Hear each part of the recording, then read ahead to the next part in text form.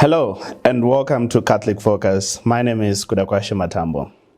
In 2013, the late Benedict resigned and cardinal electors met for a conclave to elect a new pope.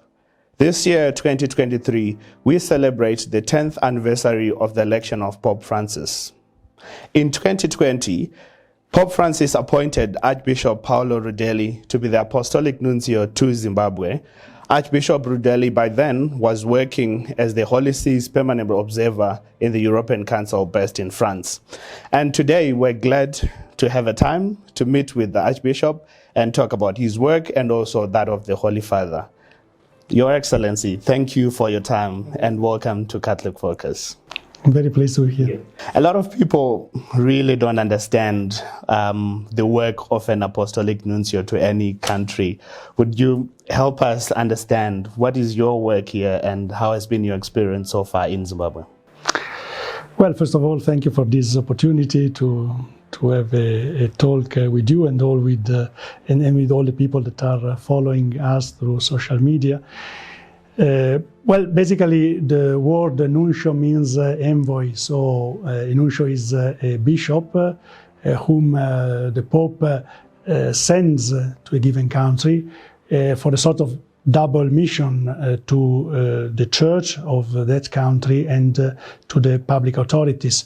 To the church, so this is my first, I would say my first mission is to strengthen the links, the relationships between the bishops and all Catholic institutions and the church in Zimbabwe with the Holy Father, with the Pope, and to transmit to the local church all that what is coming from the Pope's vision and Pope's teaching, and on the other way around to inform the Pope through all the offices that are in Rome of what the Church is doing in the country.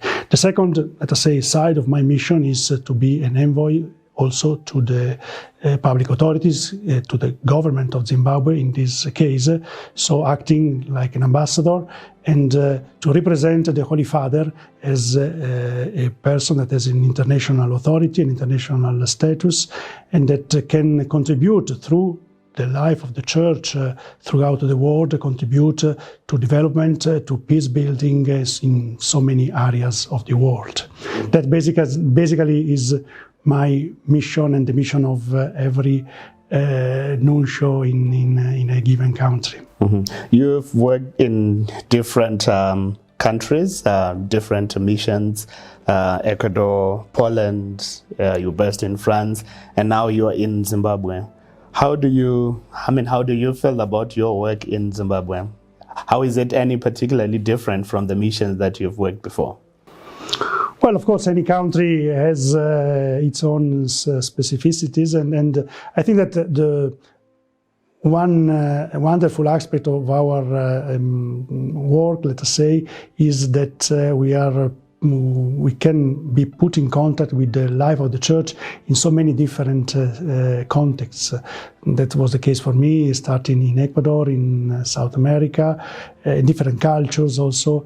I was in Poland, I remember, during the moment of the death of Pope St. John Paul II, so it was quite a very moving and important moment. Then the Council of Europe, which deals basically with human rights and rule of law in European countries. Now in Zimbabwe, I felt I have to say very welcome from the very beginning. Maybe it was not a so good coincidence that my arrival was at the same time of the starting of the pandemic. But this also was, I think, a particular moment to try to be close to the Church and to the people here in Zimbabwe. Mm-hmm. So what is it like working for Pope Francis? Well, I think we feel, of course, very much happy to represent a Pope which is, which has a moral authority around the world, is recognized as a person with a stature that can really help peoples and different nations also to beyond, I would say, also the presence of the Catholic Church to build the relationships of peace and fraternity around the world. So I think that we feel privileged. I have to say that is now my third, let us say, Pope I am working with. So it's always a sort of an honor, first of all, to represent the successor of Peter.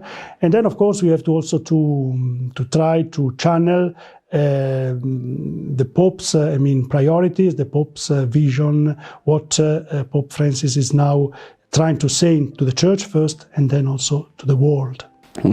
March 13, we celebrated the election anniversary, and here in Zimbabwe we celebrated the anniversary with a lot of bishops, with also diplomats. A pastor, a teacher, a diplomat. How best do you describe Pope Francis? Well, I would say that Pope Francis is first and foremost, of course, a shepherd, the shepherd of the Catholic Church. And being a shepherd, he is also a teacher and also a diplomat, in the sense that he is also having an impact on the international arena. A shepherd, many times Pope Francis used this image to say that a good shepherd has to be able to stay sometimes in front of the flock, sometimes in the middle, sometimes behind the flock. In front, because he has, of course, to lead, to transmit a vision, but also in the middle, because he has to really feel what the sheep, let us say the flock is living, to really understand what people are going through and to accompany them, and also behind, because there are some people that can be left behind, so he has to be able a bit to stay with them. But also, and this I think also is important, Pope Francis stresses that the shepherd must sometimes also stay behind, because the flock can itself understand where to go. The Spirit is leading its church also in this way, that it's not just the shepherds that have, of course, they have to lead, but also the faithful as such. They are inspired by the Holy Spirit, and they are entitled to find their way of transmitting the gospel into the world. So that, I think, basically is the image that Pope Francis uses. So I would say basically he's a shepherd, but being a shepherd, he's also a teacher and, as you said, a diplomat, in the sense that his mission does have an impact in the life of the world at large. We have seen him going into very diplomatic missions, trying to make peace around the world and all that. What is Pope Francis' idea on peace building? Well, I think that the idea basically is fraternity, we could say. What the Pope wrote in the Fratelli Tutti encyclical letter. It means that we have to realize as a human family that we are all in the same boat, that either we live and survive together or we can really fail together. And I think that today the globalized world is showing us that really this sense of to be interlinked, that everything is really connected, is really clear. So the message the Pope is sending is to try to build fraternity, and the Church, as sort of sacrament of fraternity, is entitled to give witness to this dimension. First, inside the Church, we have to build communion, but being a family, we have also to be a sign, be open to be a sign and a witness in fraternity also for the human family at large. And what do you think that that says to the local church in terms of peace building, in terms of encouraging fraternity and all? Well, I think Pope Francis is encouraging all local churches, all Catholic churches. Of course, realities are very different from one country to another, but he's encouraging to go out what he has been saying from the very beginning, just not just to close into our own problems inside the community, what we are doing, but just to to reach out and to see that out of the church there are many brothers and sisters that can cooperate with us, that we can work together for the good of humanity. So the message is, I think that every local church has to take courage and put her own richnesses to the service of the larger society. What, by the way, is what the church has always been done, but is a sort of, a clear and strong message to focus not on ourselves, but on the world to which the gospel also is addressed. Mm-hmm. Let's talk about your experiences with Pope Francis. Yes. When you met him, anything particularly striking?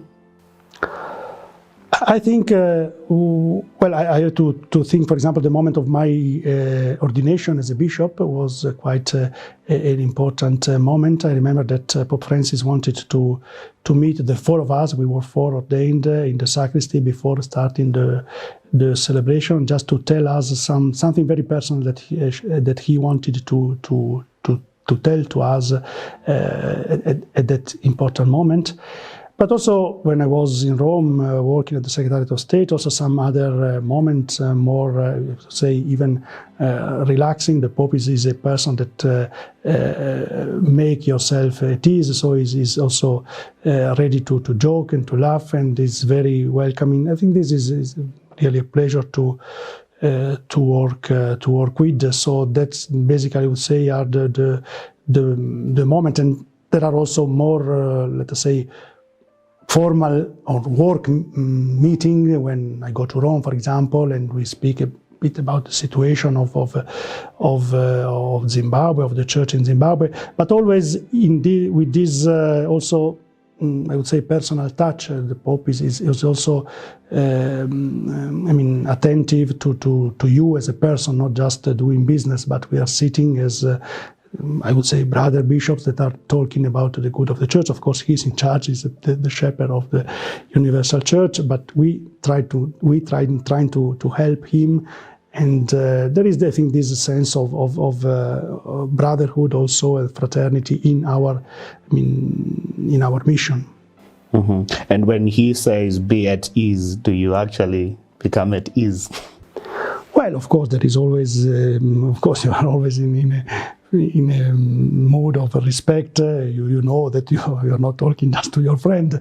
But I would say that there is really a sort of closeness that you can feel when you speak. And everybody, not just me as a nuncio, but also lay faithful that can meet him, they always have this experience.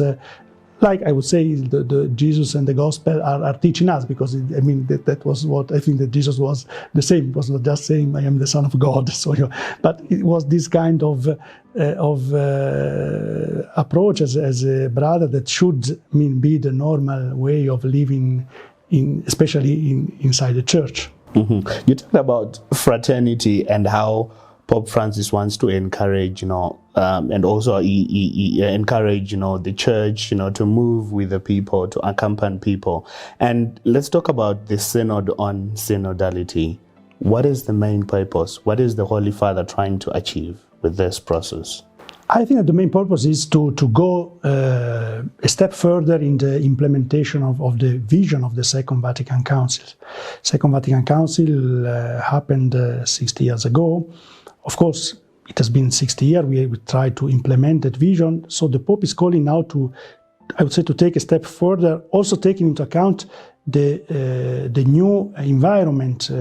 Pope Francis has often said that we are not just in an era of changes, but we are in a change of era, so in a historical moment. So in this moment, the Church also has to rediscover this dimension of doing things together, let us say, with this synodality, that the people of God as such is anointed by the Holy Spirit. So every faithful is a king, a priest, a prophet. So everyone in the church has to take his, her own role. And that means that we as a church together the mission that Jesus entrusted to the church is not just entrusted to the Pope, to the bishops, but everybody, every Catholic has to feel active part of that mission. That means that we have to work together, because if we are 1 billion, more than 1 billion Catholics, and everyone is working on his own, that is going nowhere. So every community has to try to bring together and to live deeper this dimension of communion, and that that we call synodality. I mean, synod is the meaning is working together. So that basically is the vision that the Pope, I think, is trying to transmit to the Church, and that is the synodal process that now is going on, has been going on, and will go on for 2 years more. But it won't stop in 2 years, because that will be the beginning of trying to, as I said, to have to take a step further in the implementation of the Second Vatican Council's vision. Mm-hmm. There have been concerns by some sections of the people in different parts of the world that this process might harm the Church. Some are not really up for it. Some feel it changes power dynamics in the Church. What do you say? Is there any reassurance of how this process is really beneficial to the Church? Well, I don't think that the process as such can harm. Of course, the Pope also said many times, the moment you feel free to speak, there can be also, different perspectives brought forward. So it means that we have to sit together also, and not just discussing or voting, but to sit together and to try to listen together to what the Spirit is suggesting to the Church. But the Spirit is not suggesting, in a sort of transcendental manner. He's speaking to the Church also through the life of every Christian, of every Catholic. So, of course, living this synodality means also that there will be more discussions in the Church. But this, I think, is also a good thing if we are able to do it not just as a parliament, as you know, but as really a community that is called, that is convoked by the Spirit and is led by the Spirit. Mm-hmm. What is the one thing that you think the Holy Father is calling the people to do? The whole world, the Church? Well, to give witness to the gospel, to be witnesses of Jesus in this changing world. I think that in spite of many indifference, resistances that you see all around the world, the spiritual dimension, of course, is maybe fading in many societies. But in spite of all that, people need some spiritual vision, some spiritual dimension, and they need, most of all, the gospel. They need the good news of the love of Jesus, and there is a God who is really taking care of every one of us. So this has been our mission since more than 2,000 years. So it's nothing new, but what is new is how to give witness to this message today in our world. Mm-hmm. I must say, it's unfortunate that part of your 3 years in Zimbabwe was marked by COVID-19. So there's a lot of time that was taken away from you, to interact. You work with bishops, you interact with a lot of people in Zimbabwe. What makes you feel comfortable about Zimbabwe? Well, first of all, I wouldn't say that the COVID took away the time. This is part of our time, and unfortunately, you see the war. There are wars, there are now pandemics, there are a lot of problems. But this doesn't mean that the time we live also through these sufferings is less, useful. God is reaching us in this time. So to me, I think that the Church in Zimbabwe has a great richness and a lot of qualities that can and will for sure bear fruit for the good of society. First of all, is a church which is young in terms of not just of the history, but also because the faithful are quite young. you have 60% of the population maybe under 20, 25 years old. So that's the case also in the church. And there is, I feel, visiting church institutions, dioceses, I feel in compromised Catholics really a will to live out their faith and to make of their faith not only the basis of their own life, but also a gift for the society. And you can see in all the institutions that the church has been running that, of course, have to renovate, to find ways of presence in this new environment. But I feel and I see a lot of strength and also challenges, of course. But I am confident about the future. I mean, also because it's the Lord that is leading His church. Mm-hmm. Your Excellency, thank you very much for your time. Thank you. We really appreciate it. Thank you to you. And I was very pleased. And again, greetings in the Lord on behalf also of the Holy Father to all that are looking at us. And if I may add at the end, that the Holy Father always is asking for prayers. So I may ask on his behalf to pray for him. And also, if you may, also to pray for his representative in Zimbabwe. Thank you. That's great. And there you have it. The Archbishop Paolo Rudelli, the Apostolic Nuncio to Zimbabwe, asking for your prayers to pray for the Holy Father and also for him. And from me and the crew behind the scenes, it's goodbye for now. Thank you.